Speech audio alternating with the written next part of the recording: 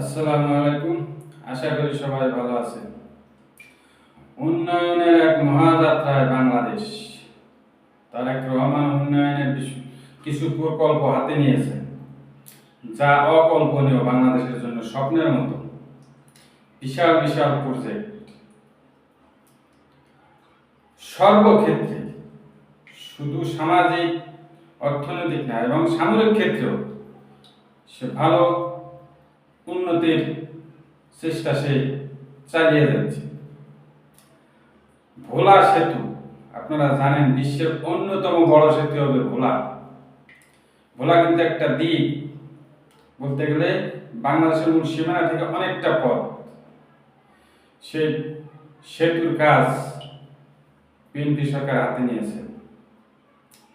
দ্বিতীয়, highway road, আপনার টেকনাফ থেকে তেতুলিয়া, যেখানে গাড়ি যেতে লাগে কমপক্ষে 72 ঘন্টা, সেখানে 10 ঘন্টার মধ্যে পৌঁছানোর ব্যবস্থা করতেছে, বুলেট ট্রেন সহ। অর্থাৎ আপনি রংপুর থেকে 10 ঘন্টার মধ্যে আপনি কক্সবাজার, চট্টগ্রাম চলে আসতে পারতেছেন। এই বিশাল প্রজেক্ট, যা বাংলাদেশের ইতিহাসে সবচাইতে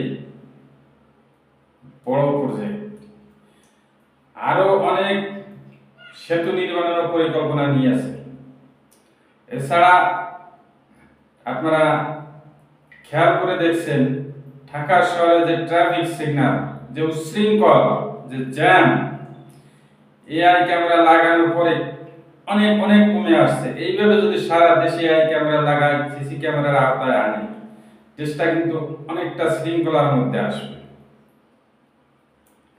অর্থনৈতিকভাবে শিল্প কারখানা যেগুলো আপনার বন্ধ আছে, সেগুলো রানিং করার উদ্যোগ নিয়েছে, সেখানে কর্মসংস্থান বাড়বে। আপনার রাস্তাঘাট,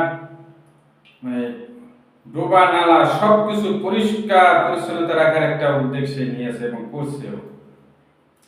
খাল, পানির সমস্যা, পানি যাতায়াত সমস্যা, সারা দেশে খাল খননের লক্ষ্যে কিন্তু খাল খনন কাজ চলবে এইভাবে।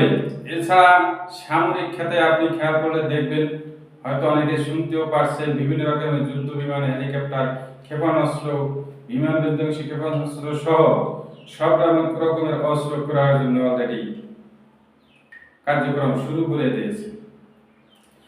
সবচেয়ে বড় বিষয়, আমাদের প্রধানমন্ত্রী তারেক রহমানের যে চলাফেরা, ওঠা বসা, একজন সাধারণ মানুষের মতো সে সবার সাথে কথা বলছে, সবার সাথে হাত মিলাচ্ছে, সবার সাথে চলছে।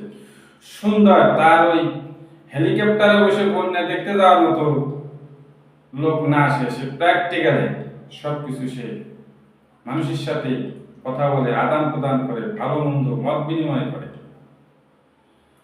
হয়তো এইভাবে যদি আমরা এগিয়ে যেতে পারি, হয়তো আগামীতে একটা ভালো, সুন্দর, সুষ্ঠু একটি দেশ আমরা পাব, এই প্রত্যাশা আমাদের সবার কাছে। আজ এ পর্যন্ত। আশা করি সবাই ভালো থাকবেন, সুস্থ থাকবেন। আল্লাহ হাফেজ।